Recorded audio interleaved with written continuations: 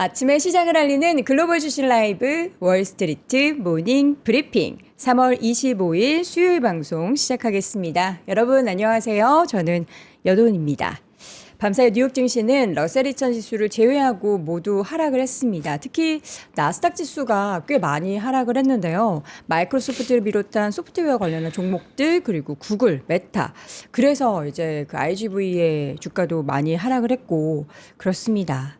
그런데 또 여기에서 테슬라가 좀 살아남은 것은 전기차 쪽에 있어서의 기대감 그리고 특히나 이제 유럽 쪽에 있어서의 판매 데이터가 꽤 좋았고요. 최근에 또 우리 시청자분들이 많이 또 매수를 했었던 서클의 주가가 20%대 급락을 했습니다. 우리가 그 스테이블 코인 관련한 클래리티 법안 관련해서 초안이 발표가 됐는데 이게 초안인데 은행 쪽에 손을 조금 더 잡아준 것 같은 그러니까 그 이자에 관련해서 제한을 걸었습니다. 그랬기 때문에 수익성에 대한 또 우려감을 가질 수 있는 상황인데 이게 이제 초안이니까 어떻게 진행이 되게 될지 여부도 궁금해지고 이 초안대로 계속 진행이 된다면 아무래도 이자 수익에 대한 제한 부분이 실적에도 발목을 잡을 수 있기 때문에 여기 부분도 체크를 해보셔야겠습니다. 자, 뉴욕 증시가 하락한 것은 뭐 국제유가도 상승을 했고 국제유가가 상승한 건 당연히 지금 이국과 이란과 미국 거기에 더해서 이제 이스라엘까지 가세된 전쟁 상황은 계속해서 지속이 되고 있고요. 이게 협상을 하고 있다. 그리고 미국은 트럼프 대통령이 어제 뭐 이란이 우리에게 선물을 줬다. 그 선물에 대해서는 이제 에너지 관련한 그런 이야기를 했는데 정말 협상이 진행되는 거 맞냐? 이란 쪽에서는 극구 부인을 하고 있잖아요. 그리고 지금 지상군 투입 얘기 계속 나와서 미국 해병 그리고 해군이 지금 이란을 향해서 달려오고 있다. 이런 얘기들이 전해지고 있는 가운데 우리는 과연 무엇을 믿고 그리고 어떤 시나리오의 확률을 더 높게 죄송합니다. 평가를 해야 되는지 잠시 후에 자세하게 이야기 나눠보도록 하겠습니다. 자, 오늘도 월간 뉴스레터 글로벌 시황맨 박명성님과 함께 반사의 소식들 가장 빠르고 정확하게 전달 드리도록 하겠고요. 이어지는 오늘 글로벌 인터뷰 시간에는 이게 자꾸 지상군 얘기가 나오다 보니까 이 전쟁 양상이 어떻게 진행이 되게 될지가 궁금하잖아요. 그래서 오늘 통일연구원 조한범 석좌연구위원님 모시고 관련한 부분들 이분이 또 무기체계에 대해서는 전문가이시기 때문에 자세한 내용들 확인을 해보도록 하겠습니다. 자, 먼저 글로벌 시황맨 박명성님 함께 할게요. 어서 오세요. 네, 안녕하세요. 왜요? 지금 난리 났는데요. 왜요? 저 채팅창 보고 저도 지금 알았는데 휴전? 이스라엘 언론에서 네. 한 달간의 휴전을 제안했다라는 얘기가 나왔다고 이란에게? 합니다. 네.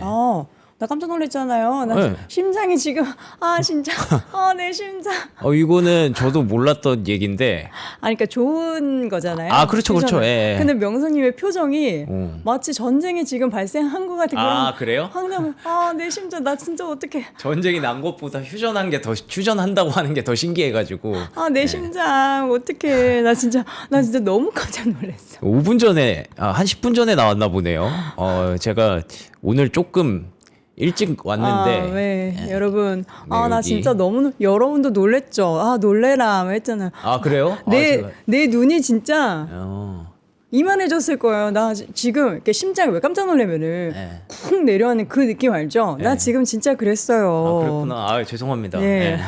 제가 저도 깜짝 놀라가지고. 아이고 정말 쇼패팅 했냐고요? 예, 좋습니다. 쇼패팅을 저희가 해요. 속보는 정확하게 확인되는 대로 전달을 제가 요거 드리도록 할게요. 확인하고 있는 거 요거 말씀드리면 네. 원먼스 시즈파이어니까 한 달간의 휴전인데 저 지금 위에 나온 TKL이 이스라엘 언론이에요? 아니요. 이스라엘 미디어에서 이렇게 보도를 했다라고 코베이시 레터라는 곳에서 받아 쓴 겁니다.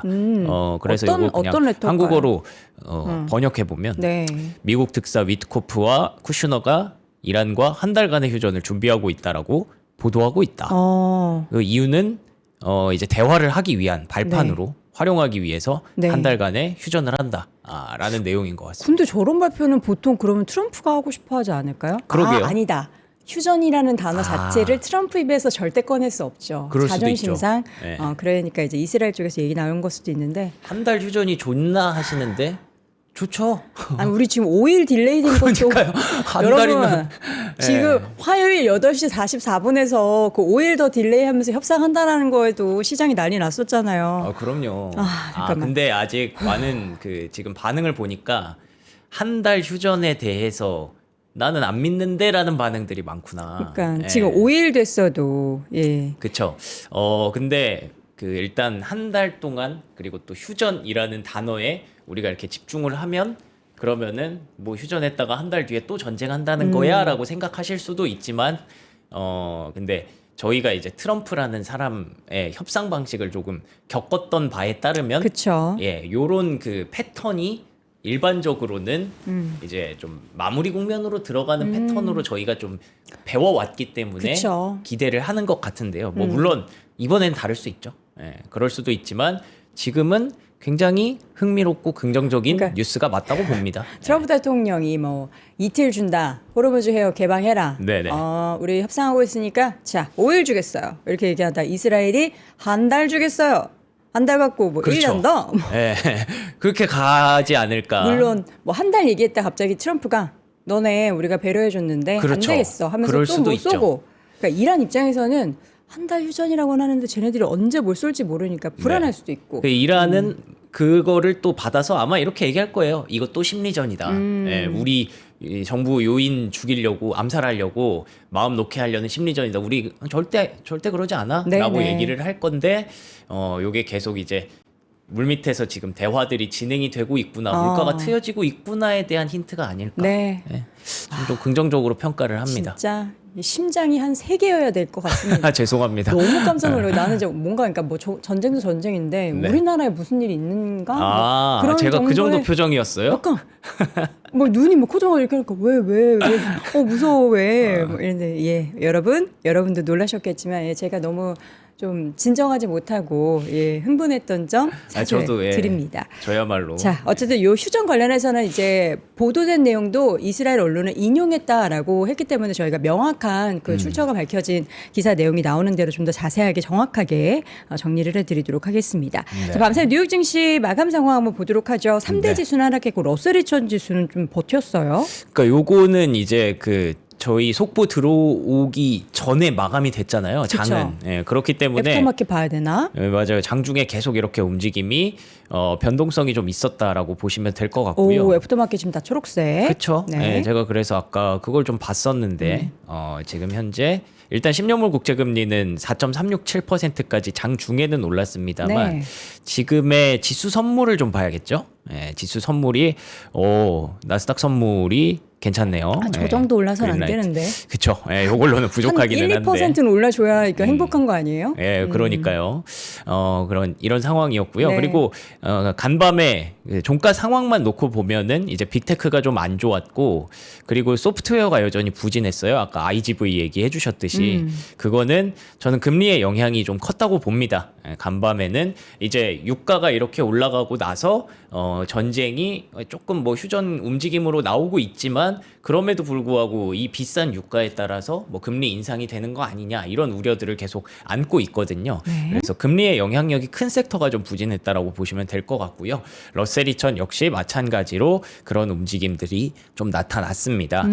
그래서 앞서 말씀드린 것처럼 10년물 국채 금리의 상승이 있었고 유가도 뭐 88달러 정도가 요걸 어떻게 말해야 될지 모르겠네요. 90달러 넘었다가 다시 내려왔네요. 예, 어제 사실 88달러까지 급락이 좀 나오면서 시장이 안도감을 찾았는데 그렇다고 해서 88달러가 또 싼 건 아니잖아요. 그쵸. 예, 그래서 그거에 대해서 시장이 어떻게 판단하는지가 지금 고민인 것 같고 그래서 이게 만약에 당장 60달러까지 내려오면은 뭐 시장이 이제 긍정적으로 보겠지만 그렇지 않다면 야, 그래도 우리 금리 인상 이제 곧 하는 거 아니야?에 대한 우려를 계속 갖고 있을 것 같습니다. 그래서 지금부터는 좀 금리가 좀 더 중요해지는 그런 시즌으로 들어가고 있는 것 같고요. 네. 골드, 금값은 소폭의 반등, 달러 역시 소폭의 반등, 그리고 비트코인은 7만 달러대의 움직임 지속하고 있습니다. 네. 자, 이슈 보도록 하겠습니다. 지금 근데 이제 이스라엘 관련한 보도 내용 때문에 그러니까요. 밤사이 있었던 일들을 우리가 볼 필요가 이게 있나? 그러게요. 예, 굉장히 지금 우리 갑자기 명성님이 열심히 준비했는데 현타가 좀 이거 오네요. 어떻게 해야 되나? 예. 예, 그래도 이제 빠르게 보도록 아직 정확한 보도는 없기 때문에 맞아요. 일단 우리가 이제 진정하고 네. 보겠습니다. 이런 얘기들은 계속 나올 것 같고요. 지금 간밤에 가장 전쟁과 관련해서 중요했던 상황들을 세 가지로 좀 나눠봤는데요. 일단은 미국과 이스라엘이 이르면 이란과 목요일에 회담을 기대하고 있다라고 얘기를 합니다. 어제부터 나타났던 그런 그런 뭔가 휴전에 대한 대화에 대한 그런 기대감 이런 것들이 미국과 이스라엘 쪽에서는 이제 5일간의 그 유예를 줬잖아요. 그러면서 목요일에 회담을 할 수 있다라는 얘기가 나왔고요. 미국이 요구했던 15개 사항이 다수 포함이 되어 있다라고 보여집니다. 그래서 뭐 요구하는 상황은 그대로 똑같고 이스라엘 네타냐후 총리만 이거 좀 부족하지 않을까라고 우려를 하고 있다라는 내용들이 보도가 됐었는데 네. 이렇게 대화를 시도하는 한편으로는 계속 이렇게 크고 작은 전쟁들이 지속되고 있습니다. 여기 보시면 이란도 텔아비브 이런 이스라엘 쪽에 계속 드론 공격, 미사일 공격을 감행하고 있고요. 사우디, 쿠웨이트, 바레인도 이런 부분들을 대응을 하고 있고요. 그리고 미국과 이스라엘은 이란의 가스 시설 이쪽을 또 때렸다고 하더라고요. 그러니까 대화를 요청을 하고 시도를 하면서도 계속 이 전쟁이 지속되고 있는. 그러니까. 예. 그러니까 이스라엘이 지금 휴전하자 그래도 이거를 안 맞아요. 할지 모르는 거예요. 그러니까요. 그래서 뭐 어제도 그런 말씀을 드렸지만 전쟁이 끝날 때까지는 끝나는 게 아니고 그때까지는 계속 뭐 고지전처럼 크고 작은 전쟁은 계속 벌어질 것 같아서 이 부분들이 시장의 참여자들의 어떤 베팅을 지금도 어떤 한 달 휴전이라는 보도가 나와도 의견이 막 채팅창에서 엄청 갈리잖아요. 그쵸. 그래서 야 이걸 믿어야 돼, 이걸 믿어야 돼에 대한 그런 우려가 여전히 있었다고 보여지고요. 그리고 월스트리트 저널 보도에 따르면 전쟁부가 82 공수사단 3,000명을 추가로 파병한다라는 얘기가 있습니다. 그러니까 목요일에 협상을 하고 싶은데 근데 계속 때리고 그 다음에 공수단을 파병하고 이러니까 이게 참 판단하기가 좀 어려운 거죠. 아니면 이게 안심시킨 앞에서는 안심시키고 천사의 얼굴을 하고 뒤에서는 이제 악마의 얼굴로 전쟁을 그쵸. 준비한다라는 생각을 할 수밖에 없는 상황입니다. 네. 그래서 이란의 입장은 딱 그거고요. 뭐. 미국의 입장은 이렇게 해야 이란이 더 협상에 들어올 것이다라고 생각을 하겠죠. 네. CNN 보도에서는 이란은 협상 제안에 열려 있다라는 그런 얘기를 했는데 이란 쪽에서도 오히려 좀 유화적인 네. 또 근데 이 반응을 누가 했는지를 알 수가 없으니까 누가 이런 얘기를 했을까요? 여기 보면은 일단 이란 소식통에 따르면이라고 네. 돼 있는데 이 소식통의 출처가 궁금하네요. 그렇죠. 그래서 애매하기는 한데 근데 어쨌든 이런 보도가 나왔다는 건 그나마 좀 다행이죠. 이란과 미국이 협상을 하고 싶기는 하구나라는 CNN의 보도가 있었으니까 열려 있다. 물론 아직 협상은 이루어지지 않았지만 뭐 서로 조건이 맞으면 우리는 언제나 대화할 준비가 되어 있다라고 얘기를 하고 있고요. 그리고 무엇보다 이 중국의 왕이 외교부장이 이란에게 전쟁 계속하는 것보다 대화하는 게 낫지 않을까라는 얘기를 계속 회유를 하고 있다고 합니다. 그쵸. 그래서 좀 이렇게 카드가 맞으면 언제든 대화가 이루어질 수 있다라는 기대감이 여전히 시장에는 좀 있었다라고 보여지고요. 네. 근데 변수가 등장했어요. 사우디 얘기 들어보셨어요? 사우디에서 전쟁을 계속해야 된다라는 얘기를 하고 있습니다. 사우디? 예. 왜요? 저도 그 명분과 이유에 대해서는 명확하게 파악은 할 수는 없지만 뉴욕타임스에 따르면 빈살만 왕세자가 미국에게 지금 기회다. 이대로 끝내면 안 된다. 이란을 완전하게 지금 눌러놔야 된다. 네, 그런 얘기를 계속 강력하게 하고 있다고 합니다. 이게 조금 의외죠. 지금까지 사실 사우디나 아랍에미리트나 적극적으로 전쟁에 개입하진 않았잖아요. 엄청 참고 있다고 어제 박현도 교수님도 그러니까요. 이야기를 하셨죠. 근데 여기서 이제 사우디가 변수로 등장하면서 어쩌면 뭐 미국과 지금 이란은 대화의 물꼬를 틔우고 있지만 다른 나라들, 이스라엘이나 사우디 이런 나라들이 지금 계속 변수가 되고 있는 상황이고요.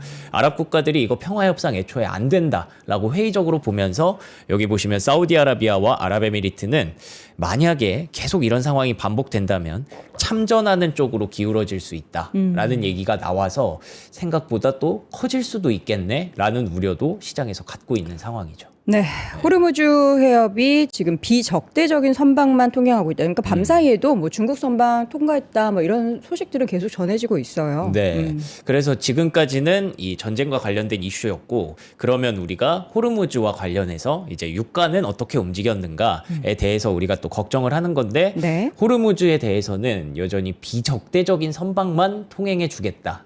요것도 사실 의견이 해석이 좀 갈릴 수 있죠. 아, 그러면 이란이 조금 여유를 뒀네라고 보시는 분들도 있겠지만 반대로 아, 여전히 배가 지나다니기 어렵구나라고 보시는 분들도 있을 것 같아요.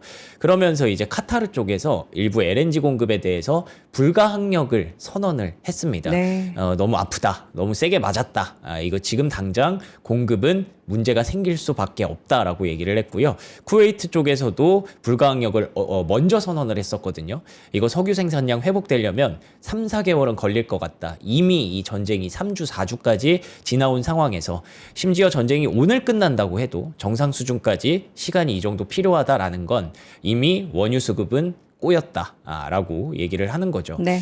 그러면서 이제 이란도 가스전을 계속 공격을 받고 있잖아요. 그러다 보니까 튀르키예 쪽으로 가스 수출을 중단한다고 합니다. 이게 계속 지금 수급이 꼬이고 있는 상황이라서 쉘 CEO는 지금 당장 연료 공급의 차질이 이제부터 시작됐다. 그렇기 때문에 다시 돌려서 말하면 유가가 쉽게 떨어지지 않을 것이다. 라는 얘기를 하고 있는 거죠. 그래서 지금 이 중동에서 일어난 상황들, 저희가 갑자기 맞이했던 그 한 달짜리 유예, 한 달짜리 휴전 협상 이 얘기를 제외해 놓고의 지금 상황을 정리해 보면 미국은 평화회담을 하고 싶죠. 그래서 이란한테 제안을 했고 이스라엘은 요거를 조건을 어떻게 맞추지? 라고 보면서 예의주시하고 있는 상황입니다. 그래서 이게 목요일에 되고 싶다고 하지만 불확실한 상황이고 지금 계속 서로 크고 작은 전쟁이 일어나고 있습니다. 그리고 그 사이에 사우디라든지 아랍에미리트가 변수로 등장하면서 지금 이게 과연 될까? 그래서 시장은 계속 위로 갔다가 아래로 갔다가 위로 갔다가 아래로 갔다가 장중에도 변동성이 계속 크더라고요. 그래서 그런 그 박스권 등락을 지속할 수밖에 없는 이유라고 봐야 될 것 같습니다. 지금 우리 시청자분들 댓글 다 보면 이렇다던데 저럴 것 같은데 그건 안 될 것 같은데 이렇게 해야 될 것 같은데 그러니까 다양하게 우리가 지금 이런 관련한 전쟁 가지고 시나리오를 써서 이걸 예상하고 이런 상황들이 참 씁쓸합니다. 그러니까요. 자, 국제유가가 다시 이제 뭐 90달러 선을 돌파했다가 80달러 선 후반에 등락을 보이고 있는 가운데 네. 지금 이제 그동안의 역사적 흐름을 봤을 때 연초에 흐름이 83년 이후 가장 강하다. 그렇다고 하더라고요. 이런 데이터도 또 있어요. 네, 83년도 이후에 크고 작은 이 유가의 변동성들이 분명히 있었을 텐데 연초에 이 정도로 강했던 건 처음이라고 하더라고요. 그렇죠. 전쟁이 터졌으니까. 그렇죠. 네, 전쟁 변수가 고려를 해야겠지만 뭐 이런 어쨌든 이런 이슈가 있어서 좀 가져와 봤고요. 제가 이거를 얘기하고 싶었던 이유는 유가가 지금 이런 상황에서 만약에 앞에서 보여드린 대로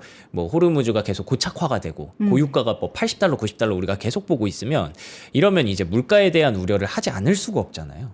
그래서 어제 제조업 서비스업 PMI가 발표가 됐는데 제조업 PMI가 몇인지 서비스업 PMI가 몇인지는 별로 안 궁금하더라고요. 네. 그래서 그 안에 물가 지표들이 여기 보시면 서비스 PMI의 인풋 프라이스, 서비스 PMI의 프라이스, 그리고 매뉴팩처링 이거 제조업 PMI죠. 인풋, 아웃풋 프라이스가 있는데 이 차트 보시면 다 조금씩 올라와 있습니다. 예, 지금 안 그래도 올라오고 있는 상황에서 여기에 유가 부담이 더해지고 80달러대의 유가 고착화가 계속 된다면 이러면 물가는 계속 올라갈 수밖에 없고 그리고 이 2년물 국채 입찰 어제 국채 입찰이 한 번 있었거든요. 네. 우리가 원래 보통 10년물을 많이 보잖아요.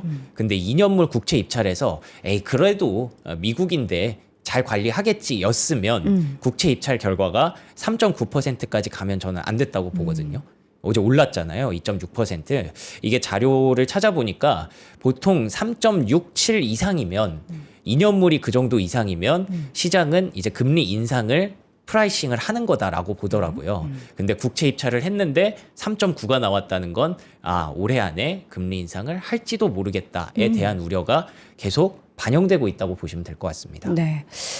지금 상황 속에서 우리가 챙겨봐야 될 변수가 진짜 많다라는 게 느껴지는데 이 가운데 이제 골드만삭스의 전망 한번 보도록 하죠. 물가가 네. 얼마나 올라간다는 거예요? 그래서 연말까지 CPI가 3.1%까지 갈 수 있다라는 얘기입니다. 지금 그래서 결국에는 휴전을 지금 만약에 성공을 하면은 그러면은 유가가 얼마나 떨어지는지를 봐야 되고 근데 휴전이 됐는데 유가가 드라마틱하게 떨어지지 않는다. 지금 선물 시장 개장을 앞두고 있는 상황일 텐데 네. 그렇게 되면 그 상황을 두고 그러면 이제 유가의 고착화라고 얘기하면서 이런 그 공식들이 다시 우리가 신경을 쓰게 되는 거죠. 그래서 지금은 사실상 유가를 막 보다가 이제 금리 쪽으로 걱정이 넘어왔다라고 보시면 될 것 같고요. CPI가 3%대라는 거는 연준이 금리 인상을 고려해 봄직한 그런 상황이기 때문에 시장은 이미 금리 인상 전망을 꽤나 크게 프라이싱하고 있습니다. 여기 푸른색이 지금 현재 금리고요. 다음 달, 다다음 달이 이제 375에서 400까지 올라갈 수도 있다는 뜻이잖아요. 원래는 이쪽 라인 세 줄이 없었거든요. 원래 금리 인상 없었으니까. 근데 이게 생겨버렸어요. 그러면서 시장은 금리 인상 전망을 보기 시작했고요. 그 변동수가 이제 이런 것도 보게 하는 거죠. 아폴로에서 사모대출 펀드 환매를 또 한도를 어제 제한했다라는 기사가 있었어서 이래서 이제 금리에 좀 피해가 있는 고금리에 피해가 있는 종목들이 어제는 많이 타격을 받았구나 이렇게 보시면 될 것 같습니다. 네, 지금 사모대출 이야기를 우리가 전쟁 얘기하면서 좀 덜 하고 있잖아요. 네. 뉴스로만 계속 저희 전달해드리고 있는데, 네. 근데 이 내용도 이제 전쟁도 휴전되고 좀 그러면은 저희가 좀 집중적으로 다뤄볼 만한 내용이 될 것 같습니다. 트럼프 대통령의 이란이 선물을 제공했다 이 발언에 있어서 이것도 이제 신빙성이 좀 있는 걸까요? 그래서 이게 계속 이제 아까 핀비즘에 보여드렸을 때 차트가 이렇게 갔잖아요. 네. 그 시장이 올라가다가 쭉 빠지다가 금리 걱정하면서 빠지다가 그 다음에 쭉 올라가는 과정에서 이 얘기가 나왔어요. 그쵸. 예, 아니나 다를까 트럼프 대통령은 금리에 대해서는 좀 신경을 쓰나라는 그런 이야기들이 있었고 갑자기 뜬금없이 이제 기자회견을 하면서 이란이 선물을 제공했다라는 얘기를 했습니다. 무슨 얘기인지는 자세하게는 얘기 안 했어요. 근데 엄청난 금액의 중요한 상을 줬다라는 얘기가 있었고요. 이게 이제 가스 그리고 원유에 대해서 얘기를 하다가 에너지에 대해서 얘기를 하다가 이런 결론을 얻었다라고 하는데 뭐 다들 그 생각 하시죠? 트럼프 대통령은 약간 아직까지는 신뢰도를 그렇게 가져갈 수 없다라는 점에서 이게 무슨 의미인지 전혀 파악이 안 됩니다. 예, 그래서 잠시 후에 나오시는 연구원님께서 아마 좀 해석을 해주시지 않을까라고 생각을 하고요.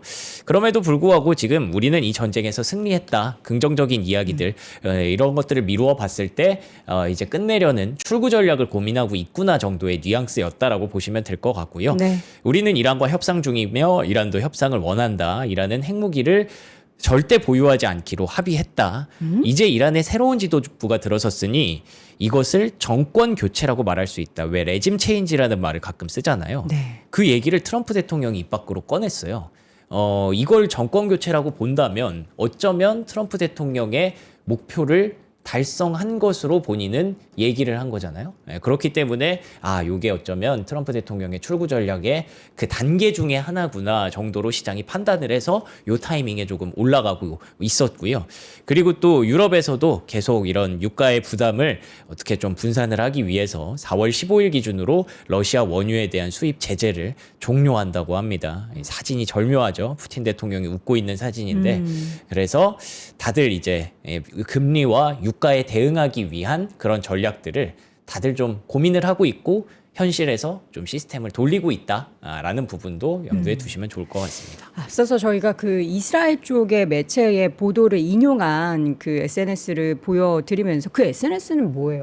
제가 이제 X 그 트위터를 많이 보는데 네네. X에서 참고를 하는 그런 미국의 애널리스트나 기자들의 어떤 그 코베이 씨라는 분이 계시거든요. 코베이 씨라는 분이 되게 유명한 애널리스트로 알고 있고 그분이 이제 중요한 그런 뉴스나 분석들을 내용을. 이렇게 올려주세요. 약간 우리나라로 따지면은 그 뭐라 그러죠? 그 메신저 중에서 그런 느낌이에요. 최대한 애널리스트 분들이 보도되기 운영하는 전에 네. 더 빠른 시장 내용들을 근데 전달해주는 보도를 그러니까 그분이 이렇게 묶어서 올려주신다 이렇게 보시면 돼요. 네. 그래서 전혀 신뢰도가 없는 그런 거는 전혀 아니고요. 네. 근데 아직은 저희가 이제 뭐 뉴욕타임즈나 이런 매체들을 계속 지켜보고 있거든요. 근데 네네. 거기에서는 보도가 안 됐기 때문에 우리가 이제 이스라엘 쪽 내용은 저희가 명확하게 확인되는 대로 다시 한번 전달을 드리겠습니다. 그렇게 된다라면 휴전 얘기가 나온다면 좋긴 하지만 네. 또 이제 휴전 된다고 해서 우리가 또 완전하게 전쟁에 대해서 아무런 활동을 하지 않는다라는 100% 믿음도 없기 때문에 여러분들도 많이 혼란스러우실 것 같습니다. 자, 이건데 미국 시장에 대한 기관 투자자들이 변동성에 베팅을 하고 있다. 변동성의 베팅이라는 건 뭐 해지를 많이 한다라는 걸까요? 그래서 요 라인은 이제 그러면 투자자들이 네. 지금 너무 어렵잖아요. 베팅하기가 어려운데 그러면 미국의 투자자들은 과연 어디다가 지금 베팅을 하고 있는가? 네. 요거를 보려고 가져와 봤는데 기관 투자자들은 그냥 빅스를 삽니다. 빅스에 지금은 그냥 박스야. 변동성 지표를 예. 그냥 매수한다. 네, 그렇습니다. 거기에다가 박스야라고 보고 있고 방향성을 지금 도출하기가 어려운 거죠. 그리고 개인 투자자들은 지켜보고 있습니다. 네. 한창 지금 신나가지고 작년까지는 쭉 사던 그 흐름과는 전혀 다른 그런 모습을 보여주고 있죠. 다만 최근에는 이 정도면 악재의 클라이막스지 않을까라는 전망이 들어왔나 봐요. 그러면서 살짝은 좀 매수세를 끌어올리는 모습도 나타나고 있습니다. 네. 그래서 요거를 좀 얘기하려고 합니다. 바클레이스에서는 Fear what fear라는 질문을 던졌어요. What fear? 예. fear가 fear지 뭐. 두렵습니까? 뭐가 두려우신가요? 반문을 한 거예요. 지금 시장이 두려워요? 두려워요. 여러분 혹시? 예. 두렵잖아요, 저희는. 두려워요. 근데 이 바클레이스는 자기들은 전혀 그렇지 않다. 라고 본 거죠. 뭐 하락으로 베팅했나? 아니죠. S&P 500의 목표치를 상향 조정했다고요? 예, 이 와중에 상향을 했다는 건 굉장히 의미가 있겠죠. 네. 그래서 전략가들은 화요일 보고서에서 중동 전쟁 그리고 AI 혁신, 신용 경색 이런 거시적 위험이 증가하고 있지만 미국은 여전히 이 명목 성장률과 기술 주도의 장기적인 상승 동력이 절대 피해를 입지 않았다라는 겁니다. 네. 그래서 올해 EPS 전망치 305달러에서 321달러로 연말 S&P 500 목표치도 7,650까지 상향 조정을 했습니다. 그래서 아니 EPS 전망치를 상향했다는 게 굉장히 저는 이슈가 되는 것 같아요. 그럼 유가를 어떻게 보는 거지? 좀 궁금하기도 하고. 그러게요. 유가가 그럼 미국은 아무래도 서비스업이고 소프트웨어다 보니까 크게 영향을 안 준다고 보는 걸 수도 있겠죠. 그래서 수익 전망에 대해서 굉장히 낙관적으로 보고 있다라고 보시면 될 것 같고요. 네. 다들 겁을 먹은 것 같지만 의외로 시장의 공포감은 제한적이다. 롱 포지션 펀드의 노출도도 줄어들었고 헤지 펀드 수익률도 소폭 하락했고 체계적 위험은 더욱 균형 있게 나타나고 있는 것 같다. 대기 자금 여전히 남아 있고 뭐 변동성 악순환에 빠지게 된다면 추가적인 하락세가 나타날 수 있지만 네. AI 관련 수요는 지속되고 있기 때문에 기술주와 금융주가 주요 성장 동력임이 틀림이 없다라고 하면서 상향을 했네요. 결국 이제 AI가 돈을 벌어다 주는데 뭐가 두렵냐, 그렇죠. 숫자가 찍히는데 뭐가 두렵냐라고 하고 이제 우리나라 관련해서도 이제 반도체 기업들 결국 뭐 전체 코스피에 차지하는 시가총액 비중이 가장 크기도 하고 이익 비중이 크기도 한데 숫자가 찍히는데 오히려 하락하면 싸게 살 수 있는 기회 아닌가요?라고 이야기를 하시는 분들과 결이 같은 것 같고 맞습니다. 또 이제 우리가 금리 인상에 대한 두려움이 있는데 이 가능성을 좀 낮게 보는 것도 있어요. 그러니까요. 금리 인상을 시장에서는 굉장히 앞서가면서 2년물 채권 금리도 좀 올라가고 이제 CME 페드워치도 금리 인상을 프라이싱하고 있는데 네. 울프 리서치에서 보기에는 내 생각에는 여전히 낮아라고 보고 있습니다. 그러니까 이게 굳이 지금 스태그플레이션 우려가 있는 상황에서 금리 인상을 해가면서 경기 침체 우려를 조금 더 당길 수 있는 선택지를 과연 고려할 것이냐에 대해서 우리가 좀 걱정을 하는 거죠. 걱정을 할 필요가 없다는 거죠. 울프 리서치는 뭐 30%는 되지만 여전히 금리 인상 가능성은 낮기 때문에 여러분들 너무 걱정하지 마세요라는 울프 리서치와 바클레이스의 분석이 있었다라고 네. 보시면 되겠습니다. 알겠습니다. 이렇게 깨알 뉴스를 계속해서 전달해주고 있는 우리 채 GPT PD님 열이라고 있는 여러분 응원 많이 좀 해주세요. 그러니까 날씨도 전해주시네.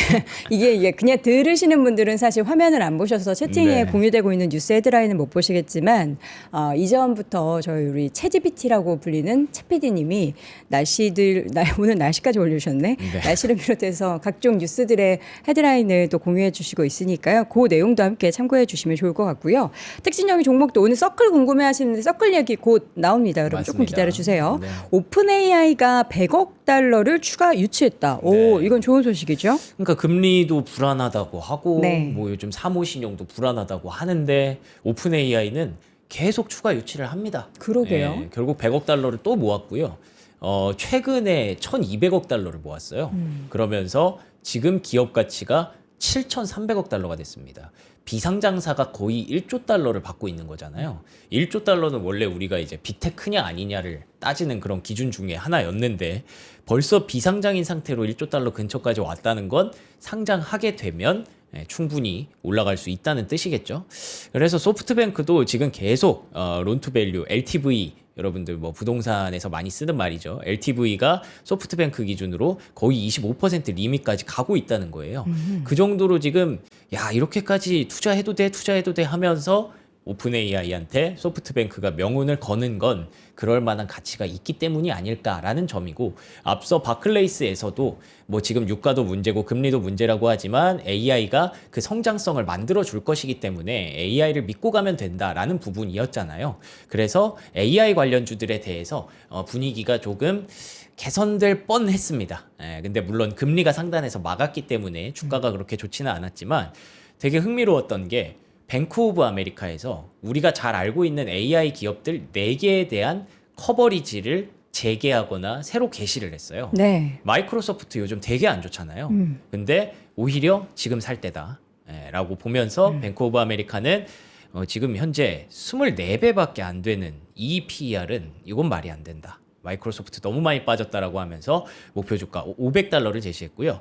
놀랍게 두 번째는 오라클입니다. 오라클? 네, 오라클에 대해서도 긍정적인 반응을 최근에 사실 금리 압박 때문에 내기가 쉽지 않은데 뱅크 오브 아메리카가 용기를 좀 냈죠. 지금 RPO 그러니까 이제 잔존한 매출들이 앞으로 들어올 게 많은데 지금 이렇게 잘 버티고 있으면 시간이 지나면 곧 올라올 수 있다라고 오라클을 긍정적으로 봤고요. 또 코어위브도 커버를 제기했습니다. 너무 늦은 거 아니에요? 그러니까 오라클과 코어위브가 금리의 악재를 가장 크게 반영하는 종목들이잖아요. 근데 이렇게 유가 올라가고 금리 올라가는데 오히려 뱅크 오브 아메리카는 지금이 기회다. 라는 얘기들을 하고 있는 거죠. 그래서 매수로 목표 주가 100달러로 제시했고요. 네. 또 추가로 하나 더 추가했습니다. 네비우스. 메비우스. 코어위브와 네비우스, 아이렌 요 정도가 이제 네오클라우드라고 하잖아요. 근데 요것도 볼만하다. 네비우스는 성장률이 좀 좋거든요. 애초에 조금 낮았기 때문에. 네.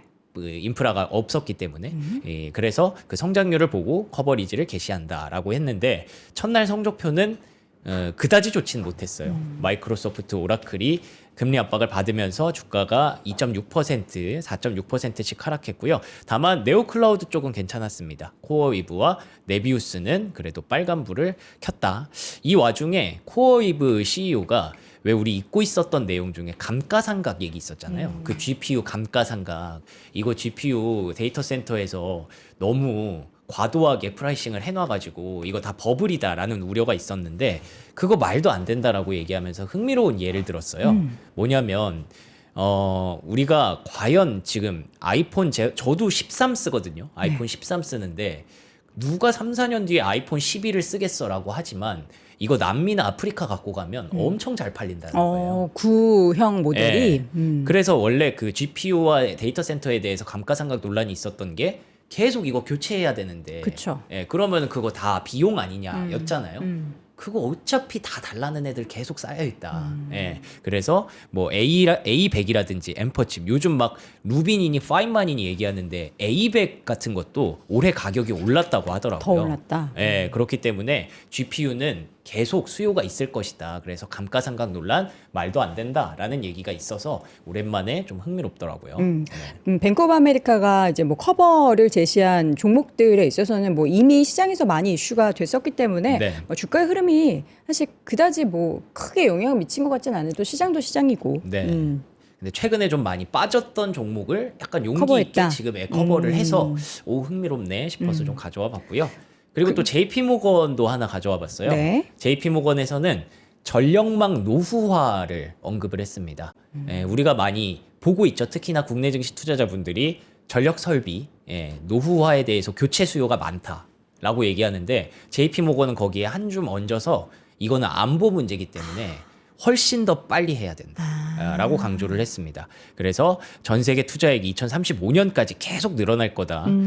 그래서 전력망은 더 이상 방치된 기반 시설이 아니라 최우선 전략적 자산으로 탈바꿈하고 있다라는 얘기를 해서 전력 설비는 여전히 좋겠구나라는 점에서 뭐 GE 보노바 어느새 신고가 경신입니다. 와. 전쟁이 있어도 GE 보노바는 신고가가 나네요. 그리고 블룸에너지도 최근 이틀 동안 급락을 했는데 다시 올라오는 모습이 있었고요. 이외에 데이터 센터 수혜주, 전력망 수혜주들이 강세를 보이는 뭐 이튼 같은 종목들도 있었습니다. 그리고 요즘 여러분들 광 관련주 관심 많으시죠? 루멘텀. 야, 루멘텀이 다시 10% 급등하면서 신고가를 경신해 내네요. 그러네요. 네, 그래서 이 CPO, 광통신, 광섬유, 광트랜시버 뭐 이런 쪽으로 요즘 또 많은 분들이 공부를 하고 계실 텐데 그쪽 섹터는 계속 랠리가 지속되고 있다 보시면 되겠습니다. 네, 여러분 지금 서클 인터넷 얘기와 이제 구글 얘기 나왔는데 네. 저희가 이제 서클 준비부터 했고요. 근데 구글은 사실 밤사이 주가 하락한 네. 이슈에 대해서는 딱히 소식이 맞아요. 없어요, 특별히 사실. 없고 간밤에 그냥 빅테크가 좀 많이 빠졌어요. 네네. 네, 그거는 그 제가 앞서 말씀드린 것처럼 금리에 대한 압박이 여전했다라고 보시면 되고요. 금리에 대한 압박이 있으면 돈을 써야 되는 빅테크들 입장에서는 또 캐펙스가 뭐 문제가 되네, 얘네 현금 비중이 얼마나 남았네 이런 것들 걱정하잖아요. 맞아요. 네, 그래서 빅테크가 좀 밀렸다라고 보시면 될 것 같고요. 네. 서클 얘기를 뭐 말씀을 드리도록 하겠습니다. 근데 많이들 궁금해 하시는데 생각보다 뉴스가 막 그렇게 막 복잡다단한 그런 내용이 아니에요. 뭐냐면 클래리티 법안의 초안이 공개가 됐어요. 합의안이 공개가 됐는데 여기 보시면 스테이블 코인 활동과 연동된 보상은 허용하지만 단순히 그걸 보유해서 그걸로 수익을 얻어내는 것에 대해서는 이제는 안 된다. 가지고 있는 것에 대한 이자 네. 지급 얘기하는 거죠. 근데 서클의 지금 현재 수익 구조가 그거거든요. 100% 그거. 그렇죠. 예. 그러면은 이게 실망 매물이 불가피한 상황이기는 하죠. 근데 이제 그것뿐만 아니라 이걸로 인해서 너무 수익화 모델이 한정되지 않냐라는 그런 우려에 뭔가를 앞으로도 더 할 거예요라고도 하는데 그렇죠. 할 거예요지 하고 있지는 않으니까 맞아요. 예. 우려감이 좀 있는 것 같아요. 근데 지금 당장의 어떤 매출이 막힐 수 있다라는 그쵸. 우려가 있기 때문에 이렇게 급락을 했고요. 코인베이스 역시 마찬가지입니다. 코인베이스와 서클이 동시에 급락을 하는 그런 모습이 있었는데 여기 보시면 여전히 불분명하다. 지금 명확하게 하기에는 향후 규제 논쟁의 여지가 남아 있다라는 점에서 지켜는 봐야겠습니다만 최근에 기대감이 굉장히 컸던 것을 비견해 봤을 때는 꺾이는 것도 조금 안타깝지만 이상하지는 않은 그런 상황이기는 합니다. 그런데 다른 방법들을 계속 찾고 있어요. 아프리카에서 또 첫 번째 파트너십을 체결했다고 하고요. 네네. 엔비디아 지원을 받는 회사와 손잡고 USDC를 점점 더 활용도를 높이려고 계속 힘을 쓰고 있으니까 결국에는 지금 갖고 있는 매출로 서클이 앞으로 다 계속 장사를 하겠다. 그게 아니잖아요. 이 USDC가 미국에서 기반한 스테이블 코인이고 그걸 전 세계 표준으로 만들겠다라고 하는 게 서클의 궁극적인 목표이기 때문에 그 목표를 향해서 나아가는 데는 뭐 지금 큰 문제가 생긴 것은 아니다라고 보여집니다.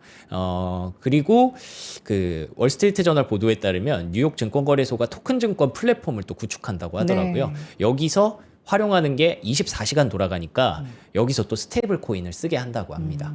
그렇기 때문에 스테이블 코인에 대한 수요는 앞으로도 지속될 가능성이 높아서 뭐 일단 단기적으로 급락이 좀 뼈아프기는 하지만 장기적으로 봐야 되는 문제인 것 그렇죠. 같습니다. 우리 시청자분들 중에서 또 서클을 최근에 매수했던 분들이 굉장히 많으셨기 때문에 그 부분에 대해서 우려감을 갖고 있는 분들도 계신데 요건 또 아직 초안이고 네, 초안 맞아요. 관련해서는 이제 더 디벨롭이 되고 이게 또 은행 쪽에서 서클에 대한 서클을 비롯한 그 스테이블 코인 관련한 기업들에 대한 뭔가 제재를 좀 해주기를 바라고 있잖아요. 그래서 또 미국은 또 그 뭐라 그러죠? 로비가 합법화된 그쵸. 그런 예. 나라이기 때문에 어느 진영에서 로비를 또 적극적으로 해서 유리한 쪽을 점하는지에 대한 여부도 확인을 해봐야 될 것 같습니다. 어쨌든 어제 서클이 20% 급락, 오늘 밤 급락했다라는 거 전달드리고요. 번스타인에서는 비트코인에 대해서 바닥 찍었다라는 분석을 내놨어요. 그러게요. 이렇게 자신 있게 바닥이다라고 얘기하는 데는 거의 없었잖아요. 네네. 근데 번스타인에서 지금 비트코인이 바닥을 찍었다, 상승세로 전환될 가능성이 높다라고 하면서 네. 올해 목표가를 15만 달러까지 꽤 높게 봤어요. 지금 7만 달러잖아요. 두 배는 갈 수 있다. 모르겠어요. 이게 뭐 명확한 근거는 사실 비트코인은 가격에 대한 근거를 마련하기는 어려우니까 네네. 그냥 이런 의견이 있었다라고 보시면 될 것 같고 그래서 하고 싶은 말은 여기서 스트래티지가 지금 기회다라는 얘기더라고요. 스트래티지가 지금 코인을 많이 샀으니까 그래서 스트래티지와 비트마인을 찾아봤는데 주가는 올라가진 못했어요. 예. 그렇지만 뭐 바닥을 찍었다고 하면 뭐 기대를 앞으로 걸어볼 수도 있겠죠. 네. 네. 테슬라 소식도 전해주시죠. 주가 좀 올랐습니다. 그렇습니다. 테슬라가 빅7, M7 중에서 그나마 좀 선방을 했던 그런 모습인데 계속 전해드리는 얘기 테라펩에 대한 관심이 지속되고 있습니다. 이 테라펩이라고 부르는 테슬라가 반도체를 내재화하고 싶다라고 해서 AI용 반도체와 그리고 우주 기반 데이터 센터용 반도체를 직접 만들겠다라는 거죠. 뭐 물론 지금 당장 한다는 건 아니지만 1테라와트짜리 굉장히 큰 규모로 한다고 하니까 돈은 얼마나 들 것이며 그렇게 되면은 다른 반도체 기업들에게 뭐 피해는 어떻게 될 것이며 이런 것들을 벌써 얘기하는 경우가 많더라고요. 근데 그것보다는 지금은 일단 일론 머스크가 하고자 하는 그런 목표에 대해서 관심을 많이들 갖고 있는 것 같고요. 그래서 웨드부시에서 이게 사실은 2027년도 테슬라와 스페이스X를 합병하기 위한 빌드업이다 네. 라고 얘기를 합니다. 스페이스X가 지금 올해 들어올 거잖아요. 엄청난 가치를 받고 들어오겠죠. 그쵸. 근데 만약에 이 목표가 사실이라면 내년 기준으로 테슬라와 스페이스X가 합병을 한다면 네.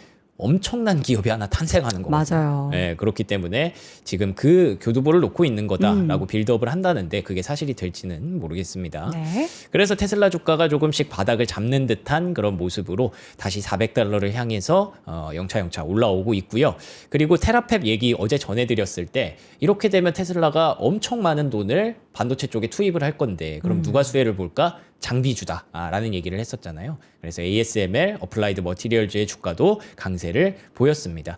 그리고 한편으로 ARM이 최근에 CPU를 실제로 출고를 하고 메타가 그걸 처음으로 쓴다고 하더라고요. 그래서 이런 기사도 있었다라는 네. 점 참고하시면 좋겠습니다. 앞서서 서클 관련해서 우리가 그 이자를 지급한다라고 제가 얘기했나요? 이자를 받는 거죠. 이제 서클이 담보를 가지고 있는 그러니까 그 채권 같은 네, 거를 맞아요. 이제 운영하잖아요. 네. 그걸로 이제 이자를 받는 것이 주요 수익원인데 관련해서는 그 이자 수익에 대해서 제한을 한다. 그러니까 지급하는 게 아니라 받는 거.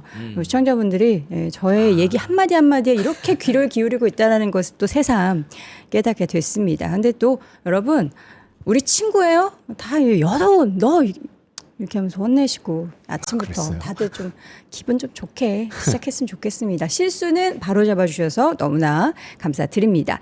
테슬라의 주가가 바닥을 잡았는지 여부는 돌아서야 알겠습니다. 왜냐하면 아직 $400를 회복하지 못했기 때문에 $400 다시 한번 돌파하기를 기대해 보도록 하겠고요. 이렇게 해서 오늘 시장 이야기는 여기서 마무리하고 우리 오늘 준비한 제품들이 시장이 지금 원기 회복을 되게 원하잖아요. 어제 우리 시장도 뭐 오르나 싶었는데 조금 약간 에너지가 부족했다라는 생각이 들고 해가지고 저희가 오늘 두 가지 제품 중에서 일단 워커힐 장어 한 마리 여러분 들어가 보십시오. 이게 지금 보니까 히츠마부시 요거 약간 일본식으로 먹을 수 있게 우리 또 여기 제대로네 생각보다. 나는 갑자기 여기다가 종이컵에다가 뭘 노란 걸 주길래 이거 뭐지 했더니 맡아보세요. 녹찬물이에요, 녹찬물. 와, 진짜 제대로. 요거 이제 녹찬물 밥에 타가지고 장어 이렇게 얹어서 먹는 거. 전주에서는 그거지. 그 뭐지? 굴비를 그렇게 먹는데 일본에서는 이렇게 밥을 녹찬물에 이렇게 타가지고 장어를 이렇게 하나 해서 이렇게 먹는 게 맛있는데 와. 한번 먹어볼게요. 장어. 이거 왜 맛있지? 왜 솔직히 기대 안 했거든요. 워컬이야. 완제품 장어라서 설마 이게 내가 구워 먹는 거랑 맛이 다르겠지 싶었는데 이거 왜 맛있지? 왜 맛있냐뇨. 장어니까. 와 진짜 맛있다 이거. 소스도 맛있고 맛있어요, 여러분. 4팩 드립니다. 최초 가격은 7만 원대. 위에 보니까 숯불로 구워서 불향을 입혀놨어요. 그래서 집에서 뭐 이렇게 구우시고 하는 그런 작업보다는 데워서 드시면 되는 제품이에요. 국내산 민물장어, 정통 카바야키 구이, 그리고 숯불로 구워서 입힌 장어를 밥 위에 뚝 올려서 녹차 살짝 넣어서 드셔도 맛있고, 그러니까 그냥 여러분들이 편하게 집에서 장어 드실 수 있도록. 근데 우리가 보통 장어 구이 먹을 때 그 집에 가면은 숯불로 구워서 그 숯불 향이 막 느껴지고 하는 그런 장어 구이를 드시고 싶잖아요. 근데 집에서도 그렇게 드실 수 있게 저희가 제품을 마련한 워커힐. 예, 뭐 더 필요 없죠. 뭐 브랜드가 네임드된 브랜드니까 믿고 구입하셔도 될 것 같습니다. 일단 장어 먹고 힘냈으니까요. 바지 하나 더 소개해 드릴게요. 험머 팬츠. 요것도 약간 힘 있는 느낌이잖아요. 브랜드 자체가 험머. 차 좋아하시는 분들도 많으시죠? 바지 저한테 없는데 아, 트레이닝복이구나. 저희가 상의는 되게 많이 소개를 해드렸던, 아, 저도 있네요. 베이지 컬러도 있고, 카키 컬러도 있고, 두 가지입니다. 형태가 두 가지네. 이거 1+1이네. 아, 여러분, 여기 이렇게 밴딩으로 돼 있어서 벨트 있는 제품과 그리고 그냥 트레이닝 팬츠, 이렇게 된 형태의 두 가지 제품을 한꺼번에 드려요. 1+1으로 드립니다. 요거 최초 3만원대요. 뭐야, 그럼 바지 하나에 2만원도 안 하는 거예요? 근데 그게 되게 편하겠다. 가볍고 오늘 특집이 약간 밖에 나가서 편안하게 즐기시라는 컨셉이네. 워커 장어도 그렇고 팬츠도 그렇고 요 팬츠 입으시고 어저께 우리 했었던 그 폴로 티셔츠 입으시고 그다음에 장어 요거 사셔서 캠핑 가시면 딱이다. 아, 주말에 전쟁 얘기 이런 거 듣지 마시고 캠핑 가셔서 힐링하시라고 저희가 이렇게 세트 구성으로 준비했으니까요. 장어 먹고 힘내시고 험머 팬츠 편안하게 입으시고 이런 거 하시려면 영상 아래 링크 통해서 제품 핫딜 구매하시면 되겠습니다. 자, 지금까지 글로벌 시황맨 박명성님이 함께했습니다. 고맙습니다. 고맙습니다.